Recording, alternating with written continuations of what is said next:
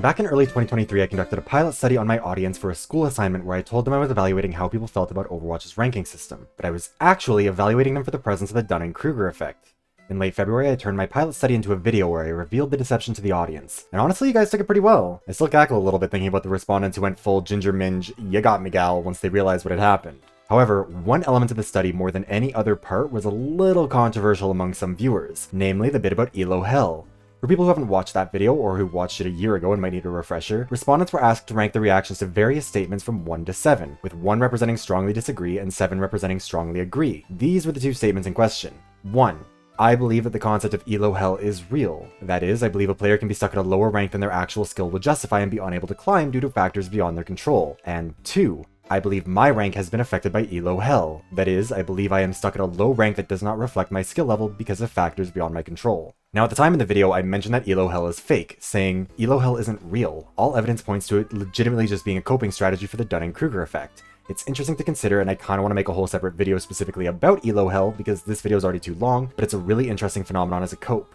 In the comments on that video, there was a fair bit of discussion about these lines. Some people agreed, some people disagreed, but there were a good number of comments that were just along the lines of, please make that video, I'd love to see it. So I added it to the list of members' choice polls starting in September of last year, and after losing very badly in its first 2 rounds, it finally won the February poll. Honestly, it's just very fortunate timing that it eventually won on the 1-year anniversary of the study, but thank you very much to the universe and my channel members for conspiring to make this happen. Anyways, to the point, this video is going to talk about what Elo Hell is, why it's a cope, and why we cope like this in the first place. We're going to discuss that old video a little bit, but it's definitely not required viewing for this one. Although if you haven't checked it out, be sure to go do that after you're done with this one. The timing of this is actually especially good because I'm also running another study right now. The sign up link is in the description, and registration will be open until the end of the month. That's the end of February 2024 for people watching this in the future, with the study being conducted throughout early to mid-March and the video coming out at the end of the month.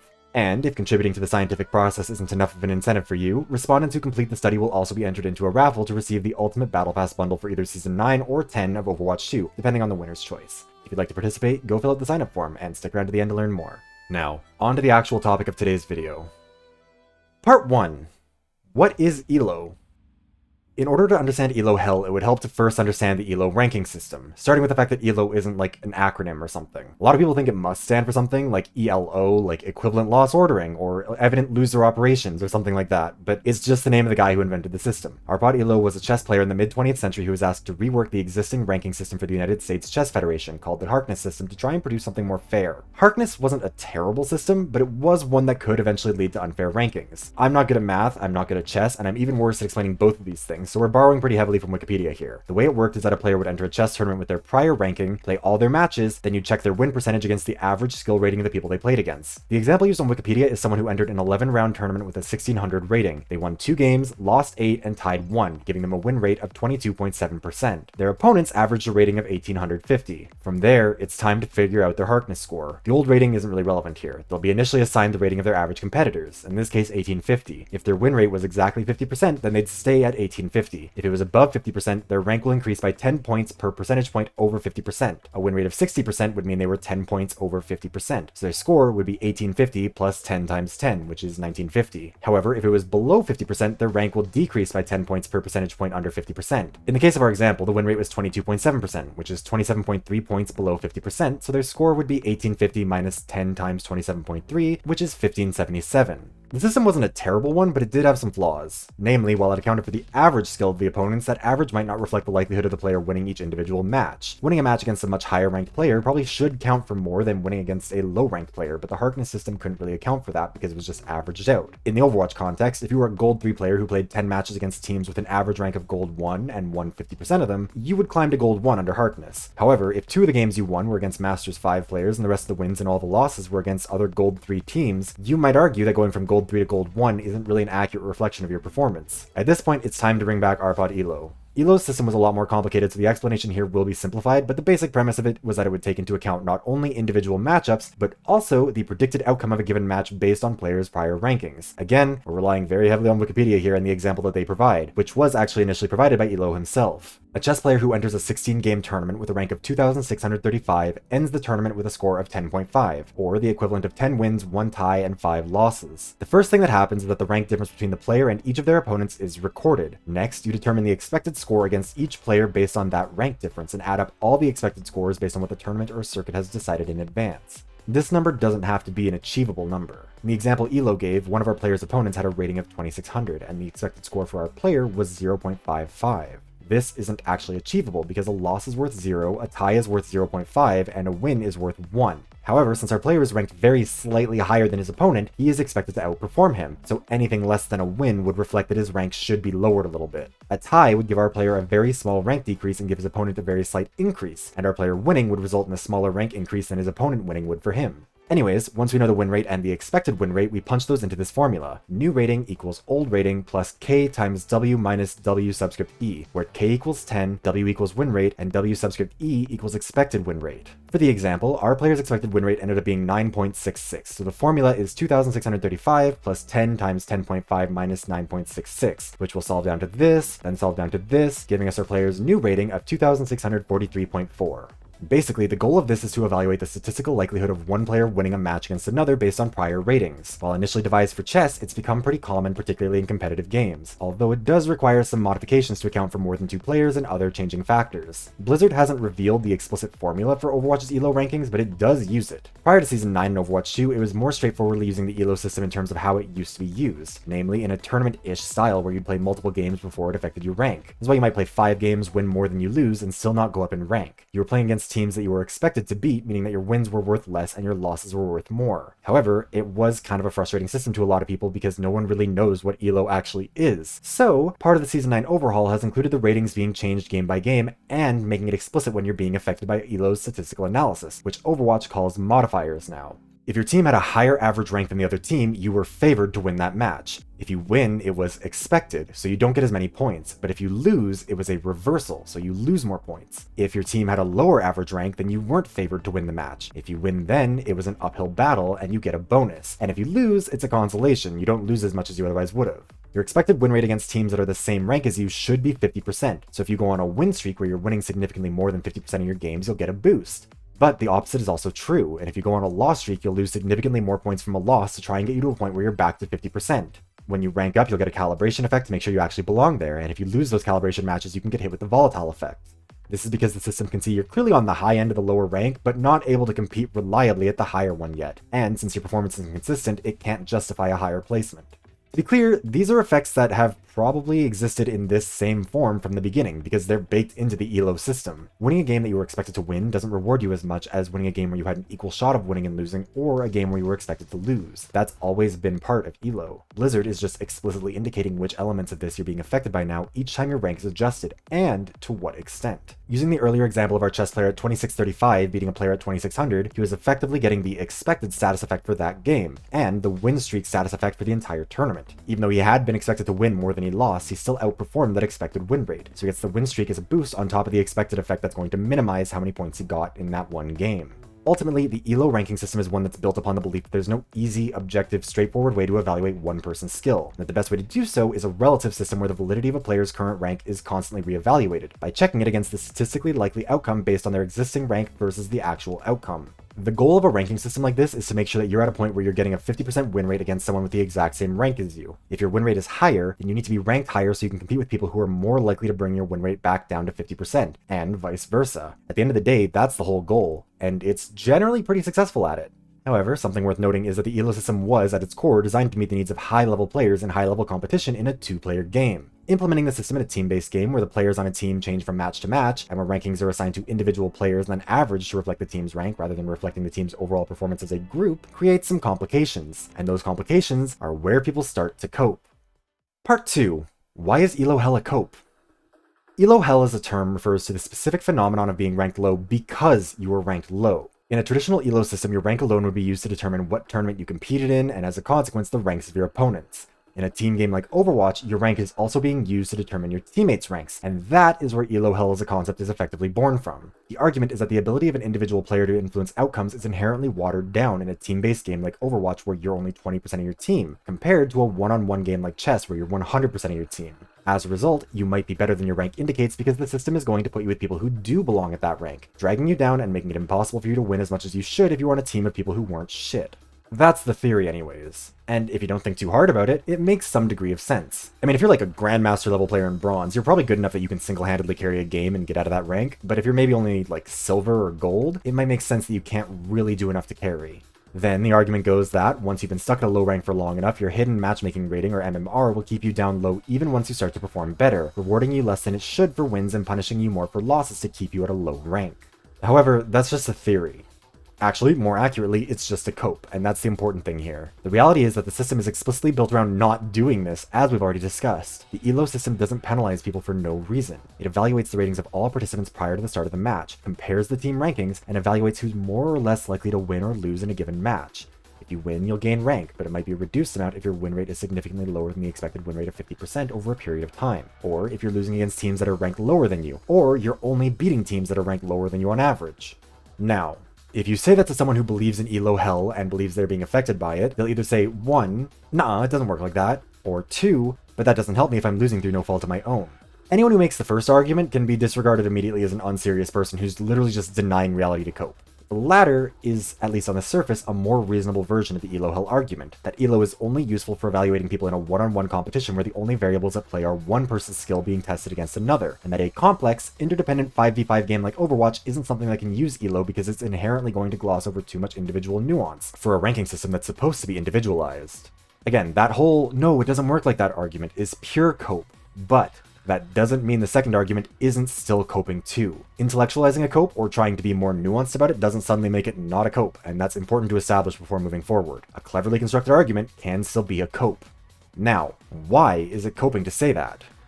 Well, a few reasons. The first is that, speaking bluntly, you're not special. Even if we accept your premise, you are not the only one engaging under this premise. Your entire team and the entire enemy team is being matched up with you based on the same system. The system isn't targeting you because it can't target you, and in order for that argument to not be a cope, it would have to be targeted. The reality is that everyone on both teams is still being judged on the same system, and everyone on both teams runs the same risk of being screwed over by their teammates, and that is intentional. If you truly belong in Bronze 3 and you're on a team with other people who all belong in Bronze 3 with you, and you're only being matched against other people who are Bronze 3, your win rate should be about 50%. The nature of Overwatch as a team-based game means that you're not necessarily able to have an immediate exclusive impact on the outcome, but over time, a player who is better than their rank will outperform other people at their rank because that's the nature of the game. If you're better at support than somebody else and you both start at the same rank, you will end up at a higher rank than them given enough time. It's also important to remember that the pendulum swings both ways here. You can absolutely lose an Overwatch game through no fault of your own, and I'm not pretending otherwise, but that also inherently means you can win an Overwatch game through no success of your own. It is a team game, and the results, barring the rare instances where one person absolutely single-handedly carries to a dominant performance or vice versa, will always reflect the overall performance of a team, not the individuals. You lose games you perform well in, and you win games you perform poorly in. Complaints about Elo hell exclusively focus on the feeling that's only ever affecting you and your team and only ever doing so negatively, but statistically it helps as much as it hurts your team, and the other team is dealing with the same situation. In order to assume the validity of Elo hell, we have to assume that this is somehow only negatively affecting you, and that's just not the case. Another relevant argument here is that if you truly were better than your rank, you would be entering every ranked game at an advantage. Why? Well, let's say you're ranked Bronze 2, but you truly belong in Gold 4. Objectively speaking, that should be your rank. The gods have divined it. When you enter a game, the game is trying to match you with and against other people currently ranked Bronze 2, or at least averaging out to that point. However, since you are secretly far better than your rank, you're kind of cheating. The game thinks it's pairing up 10 people who are around Bronze 2, but your team is replacing one of those Bronze 2 players with a Gold 4 player every time. Does that mean you'll win every game? No, but it does mean that the game is ranking you against people you should be able to beat if you are truly better than them, even if your teammates might drag you down sometimes. You won't win every single game against them, but the odds are high that you will beat them more times than you'll lose. And again, this isn't accidental. This is what the system is built to do. It can't really predict what rank you personally should be, only how someone at your rank should perform in a given situation. So if you're ranked Bronze 2, it'll be making calculations based upon that. If you beat a team that averages Silver 2, it'll still treat you as though you won an uphill battle, even though you technically were expected to win based on your true skill level of Gold 4. If you were to lose to a team ranked Silver 2, by contrast, it would treat that as a consolation based on your Bronze 2 rank, rather than a reversal based on your true Gold 4 skill level. If you truly were better than your rank, you would be a secret ringer, not a victim of Elo hell. And you might argue, okay, but what happens if the secret Gold 4 player is on the other team? And that's the fun thing, they will be, at least sometimes. The pendulum swings both ways, but you are the only guaranteed variable across each of your matches. There might sometimes be a better player on the other team, but there are only 9 random players in each solo queue match. One of the 10 people is you, and if you are secretly better than your rank, you are always putting a finger on the scale in your team's favor. If you're truly better than your rank, you effectively only have to roll 4 dice for your team, but the opposing team has to roll 5, and you're bringing in a locked-in high roll. Sure, you might still lose, but think of it like this. You have 10 people in a match, 5 on each side, you roll a d20 for each of them. Then you average out the scores for each team, and the higher number wins. That's effectively what the ranked matchmaking system is trying to do. It's trying to bring in people who have equal odds against each other of succeeding and failing. However, all 10 people aren't random. Only 9 of them are. You are a constant. Your dice doesn't roll. It comes in at a preset number. If you're at the appropriate rank, that's like coming in with a default set to a 10. If you are better than your rank, it's like coming into a default at a 20. And if you're worse than your rank, it's like your default coming in with a 1. You are the only constant across all of your Overwatch games. And at the end of the day, if you were good, you would climb in the long run because your teams would, on average, always be coming into a match with an advantage. The reason it's a cope is because, at the end of the day, this system doesn't just work for the higher rank. It works for everyone, and unfortunately, the reality of this system is that it is working correctly if it's putting a lot of people who suck at Overwatch in bronze and keeping them there. There is no actual justification for the belief that you are unfairly kept at a low rank because of Elo Hell, because Elo as a system is explicitly built to accommodate someone who is overperforming at a low rank and rank them up, just as much as it is built to accommodate someone who's underperforming at a high rank and rank them down. It is explicitly built to reward you for winning a lot of games in a row, and frankly, whenever I've run into a friend who complains about Elo Hell and looked at their career profile, I'll see some shit like a 30% win rate in Bronze 5, and I'll have to point out that the only reason they're in Bronze 5 is that the game doesn't have a lower rank to give them. If you're better than your rank, you will win more games on average than you will lose. If you win more games than you lose, you will eventually rank up to a point where you are no longer winning more than you lose, at which point you will plateau until you either get better or worse at the game, at which point you'll either rank up or rank down accordingly based on how you perform at your rank relative to how someone at your rank should perform. The nature of Overwatch as a team-based game does skew this somewhat because you do have less input on the outcome of the game as an individual. But again, that's still true for every single person who beats you and who you beat. And you can't just complain that it's not fair when they beat you, but it's fair when you beat them. You have less of an impact, but not 0% of an impact. It's a game of averages. It's not elimination-style competition here. It's an ongoing one where your rank is consistently being reevaluated to try and get you to a point where you're consistently winning 50% of your games. Importantly, that's true for everyone. Hitting your true rank in bronze and staying there doesn't mean the system is broken any more than someone hitting their true rank in silver, gold, plat, diamond, masters, grandmasters, champion, or top 500. And if Elo Hell were real, it would be affecting everyone, not just people who are bad at the game. Like, if Elo Hell was truly real, everyone's rank would be deflated. Everyone would be held lower than they should be. And statistically, we can't pretend that that's really the case. You are aware the system can pair you with people who play on your level, and it is absolutely a cope to blame the system when it says, with mountains of data backing its decision, that you belong at the kids' table. However, it's important to not just call this a cope. It's important to ask why people cope like this, and why we cope in general. Part 3. Why cope with Elo Hell? There's a lot of reasons for this, some of which are more understandable than others. Something important to establish up front, though, is that a lot of people who complain about Elo Hell are not reliable narrators, and that's for a couple of reasons. For one, if you're Bronze 5, and I don't say this to be mean, your understanding of the game and ability to apply it effectively in-game is probably pretty shit. Things like positioning, game sense, situational awareness, and more are all part of the equation here, and if you're low ranked, it's a reflection not only that you're likely bad at the game mechanically, but also bad at it, like, philosophically, intellectually. Not that you're stupid, to be clear, just that the game requires you to know a lot of things exist, know how all those things work, know where they work best from in terms of using them well and avoiding someone else using them well against you, and knowing how all of that stuff will mesh in both complementary and hostile ways. And you need to not just know it all theoretically. You need to be able to implement your knowledge in-game when things are either tense as a fight is building up, or chaotic once the fight is broken out. You need to be able to avoid tunnel visioning yourself into a bad position or a bad matchup. You need to be aware of which other heroes are on the map and in the fight and how to work with or around them. And you need to be able to do all that when things are loud and chaotic and messy. These are skills you're being tested for, and if you're at a low rank, you're probably bad at them. Again, this isn't meant to be mean, this is just a statement of reality here. The problem with being bad at these skills in particular compared to mechanical skills, though, is that they also make you way worse at accurately assessing what happened in a game. Someone with a good understanding of the game is way more likely to be able to correctly identify when they fucked up versus when someone on their team fucked up, whereas someone who's bad at the game is way more likely to not be able to correctly identify those factors. Combine this with the fact that most people are going to have a bias towards themselves because that's the only person they actually were in the situation. Like, you're the only person who knows what you were doing.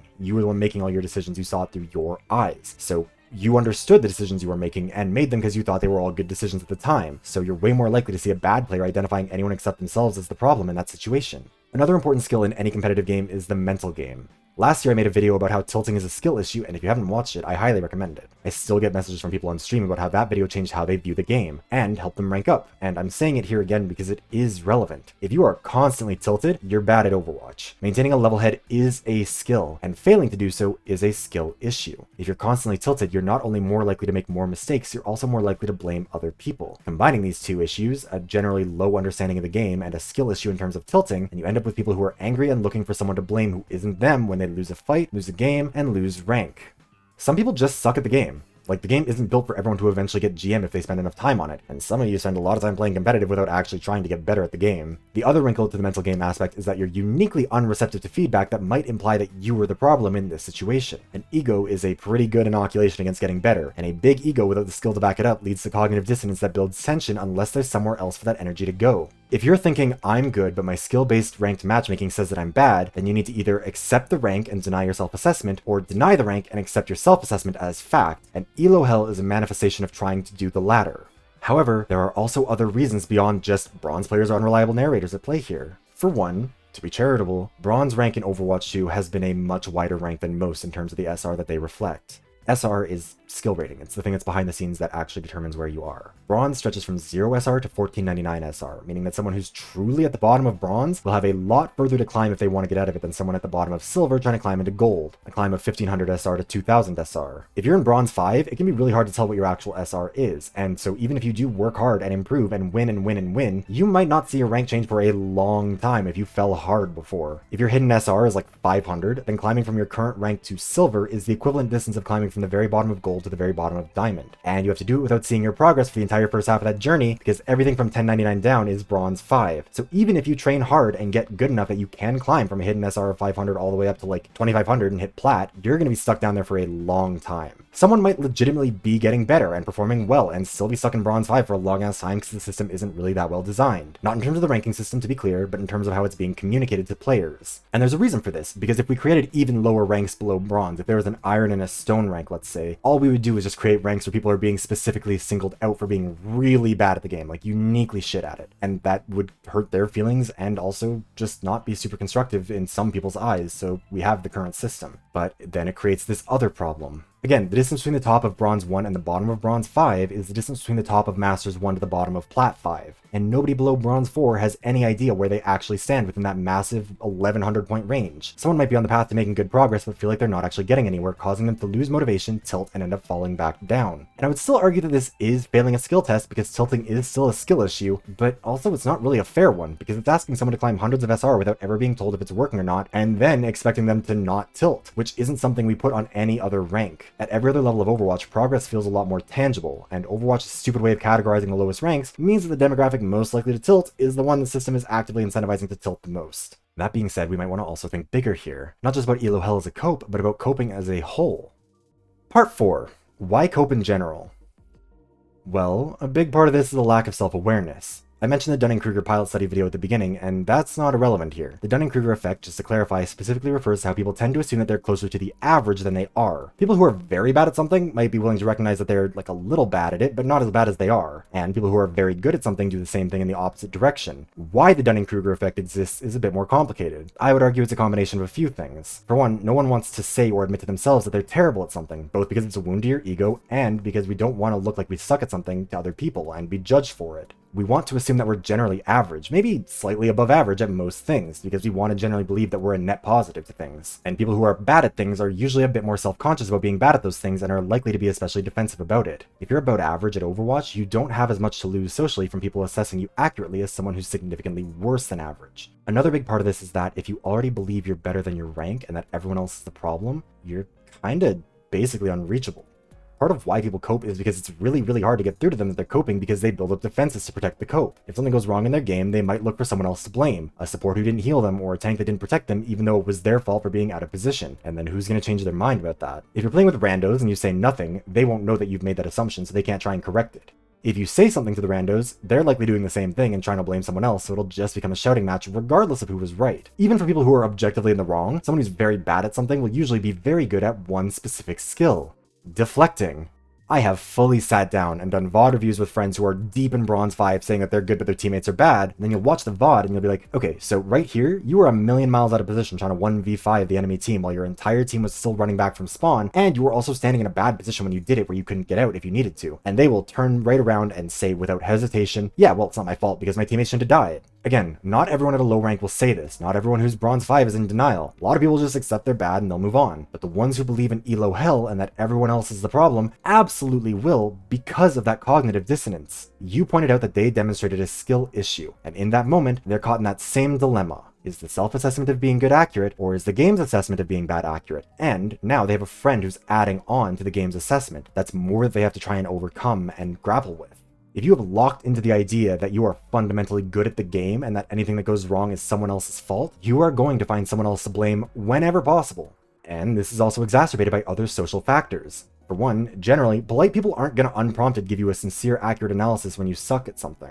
Most people abide by the logic of, if you don't have anything nice to say, don't say anything at all. And we tend to internalize the idea that someone who says, hey, you suck at this, is doing so to be mean and to hurt your feelings, not to offer a sincere analysis of your skills, or that they are coping so you don't have to take them seriously. Even if you are receptive to critical feedback, most people just won't give it to you unless you really push them to. And even then, actually internalizing that feedback is still a challenge. Like, go watch a 4-stack play Overwatch sometime and you will notice them, without fault, only ever turning on the 5th person in their team. I've played games with a 4-stack of friends where we're all the DPS and support, and every game, without fail, if it goes poorly, they will blame the tank, even when they're getting lapped in damage or healing several times over by their counterpart on the other team.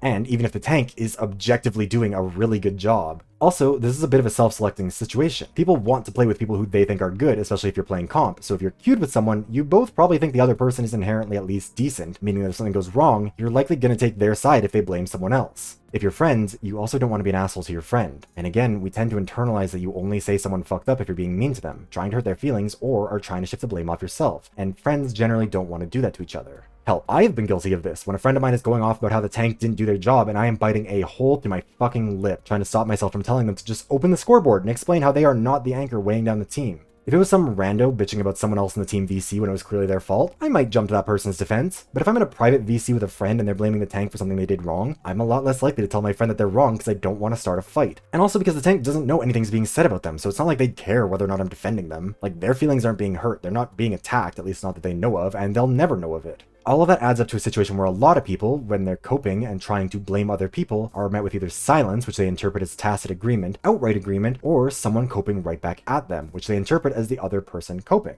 meaning that they don't have to listen to them. We have all witnessed a mid-off in the team chat where you kind of just want to say, hey, why are either of you pretending you're not the problem here? But you keep it to yourself because you know that you're even more likely to lose if you throw fuel on the fire and get everyone even more tilted, and the crosshairs might end up on you if you do. It reinforces the view that they've already built up that they're right, that everyone else is wrong, and they are clearly being persecuted by the system that a Hungarian dude came up with nearly a century ago to determine who was the best at chess. People cope because accepting you suck at stuff is hard. We all have an ego, and we all want to believe that we are, at worst, pretty close to average, particularly when it's something we are personally invested in. If you actually are average, or pretty close to it, or even are significantly above average, it genuinely might seem weird how these people commit themselves to coping. Like, you think to yourself, how are you so far in denial? Or why don't you just accept that you're bad? Or even, don't you realize that you'd do better if you accept that you suck so you can start improving? And that last point is the important one here. Coping is a cycle, regardless of the context. You perform poorly, your ego flares up because of a contradiction between real and perceived skill, because your perceived skill would indicate you should have performed well, and your ego needs to either take the hit and accept responsibility, or preserve itself and try to blame someone else. The worse you are, the more work you need to do to defend yourself, and the more likely you are to suck at the skills like game sense or not tilting that would allow you to recognize when you made a mistake, and would also prevent you from losing your shit at your teammates, causing your match to spiral into a shouting match. Then you lose the game, and you need to find someone else to blame. You already blamed your teammates, but why are your teammates always so shit? It must be the system. It must be Elo hell. Elo hell is ultimately a way to turn an individual cope into a systemic cope, and it's pretty easy to see the appeal for someone who's coping. After all, I'm good at Overwatch, and if my fucking teammates stopped constantly fucking up and could play their fucking roles, maybe I'd get at Elo hell, but instead, I'm stuck with these fucking morons who refuse to heal me and cannot hit their fucking targets to save their lives, and it is all because matchmaking is fucking broken and keeps putting me on a team with these dog shit, mercy, one-tricks who never heal me, and they always die first, and then what? Part 5. What do? If you just continue this cycle, you'll go into the next game with this mindset, and then the next time something goes wrong, it reinforces everything you already believed. Even if a game goes well, it'll fade into the background in your mind because it doesn't fit with your internal narrative that Elo hell is real. You have primed yourself to be hyper-vigilant of every time someone else screwed up and cost you the game, so the times where it goes well, lose priority in your mind. It's like how one mean comment ends up outweighing 100 nice ones. And sometimes you will be genuinely, objectively correct that someone else fucked up because you are playing with the very worst Overwatch players. Like, if you're in Bronze 5, this is a rank where everyone, you included, is bad at Overwatch. You will always be able to find one of your teammates slipping up to blame it on, even if you also slipped up in some way. You can get into an endless shouting match pointing out the million ways a teammate screwed up without ever having to acknowledge the ways that you screwed up too. You will dig yourself further and further into this mindset until you become Elo hell, until you become the cope. You are manifesting Elo hell at that point, and you are bringing it with you into every game. Once you've fallen that far, it's really, really hard to snap out of it. Depending on how seriously you take Overwatch and how important your rank is to your self-esteem, it's something that you value about yourself, or whatever it is that you're coping about, you might have spent months, maybe years, internalizing and reinforcing that you are good at the thing you cared most about being good at, and that everyone else is the problem. This is particularly strong if you are generally good at a lot of things. If you're generally pretty smart, generally pretty competent, generally do pretty well at most things, but you just fucking suck at Overwatch, your ego isn't going to be used to taking a beating like this. This isn't something that you're used to, and you're not prepared to manage, which means it's even harder to get past. Uprooting that mentality is not easy, because it means accepting an unflinchingly harsh assessment of yourself as not just mediocre, but actually awful at what you care most about, while being surrounded by an endless stream of people who are almost certainly in the same place you are, who threaten to drag you back in like the grasping hands of the river Styx. This is all internal. The problem is that we tend to externalize the internal, make our insecurities and frustrations and coping mechanisms everyone else's problem to avoid accepting that they are our problems. Elo hell is not real in any tangible sense, but it is something that you manifest within yourself and then inflict back upon the players around you, and which they, in turn, manifest for themselves and inflict back onto you. The problem is not Elo. The problem is that Elo, like pretty much any skill-based ranking system, is a harsh, unforgiving reality check for a lot of people who suck at things, and that's not a problem with Elo that can be fixed by changing Elo. If you suck at Overwatch, it is not the ranking system's fault that you're in Bronze. It is, at the end of the day, your fault. You have control over your own destiny, but only if you can recognize that you are where you are because of yourself, and that you are the only one who can change that. This doesn't just go for Overwatch, but for just about anything. If you want to get better at an instrument, or a sport, or a technical skill, you can't just say, I'm actually great, and everyone else is the problem if you suck. But what makes it hard with stuff like Overwatch is the number of people who you can blame and the limitations of the medium of video games, where it's so easy to not see the full picture, and it's so much easier to invent the problem and avoid confronting reality. However, and I cannot stress this enough here, Elo hell is not real. You're in your rank because of factors within your control, and I promise that's good news because it means that you're not powerless here. You can get better at Overwatch, you can develop your skills. Nothing is fated, the story has not been written on your behalf. You are free to do whatever you choose. The only wrinkle is that, in order to choose to be good, in order to choose to climb, you must first choose to recognize that you are bad. You need to be able to look in the mirror and say, without hate or malice for yourself in your heart, because doomer shit is equally unconstructive here, that you are not good at this thing you care about, and that that's okay because you are deciding to get better. It will take time, and it will not be easy, and you will stumble, but you can and you will get better if you just fucking accept you kinda suck and start actively improving instead of blaming things on anyone and everyone else. Hell, even when someone else does screw up in your Overwatch match, that's still an opportunity to learn for yourself. My teammate is out of position and died. Is there any way I could have still saved him? My teammate failed to land a crucial ability or ultimate. Is there a way I could have more effectively enabled them or compensated for that fuck up? My teammate has gone 0-14 on Genji. What hero can I pick in my role to compensate for their shortcomings and improve my team's odds? You can't single-handedly control your fate, but you can throw your weight against it to try and steer it in a preferable direction. And if nothing else, even if you don't ever get better, even if you don't hit champion, even if you still can't hit the side of a fucking barn, giving up on the delusion of Elo hell will still make you happier, and your life will be better without it burning a hole in your brain. And on that note, this is where this video is going to end, because it's already gone on for way too long. Thank you very much for watching. Be sure to like, comment, and subscribe if you enjoyed. Or even if you didn't, honestly. The algorithm doesn't know the difference between a hate comment and a positive one, so go nuts. Also, go follow me on Twitch and Twitter at TheViveros for more mental illness if you like this video, but thought it'd be better if it was in the form of unscripted rambling in between bouts of mediocre gameplay. Links to all that are in the description down below. This video was chosen by my channel members out of these 5 topics this month, and if you'd like to join the next poll to vote for the March Members' Choice video, you can do so for $5 a month by clicking the join button below. Also, Also, I know it was a long time ago, but 45 years ago when you started watching this video, I mentioned that I'm going to be conducting another study. This one is going to be about how people perceive the strength of each of Overwatch's heroes and roles as we enter into a pretty massive change-up period for the game. Participating in the survey also enters you into a raffle to win an Ultimate Battle Pass bundle, gifted straight from me to you. In order to qualify for the raffle, you'll have to sign up prior to the closing day of the sign-up period, that is, February 29th, 2024, and complete every survey that's sent to you as part of the survey, with the first one being sent out on Friday, March 1st. There will be 7 surveys total, although each one is just going to ask you to rank each role and each hero from 0 to 10. The only difference each time is that you'll be given more information about how other participants have responded in order to help you determine how you feel.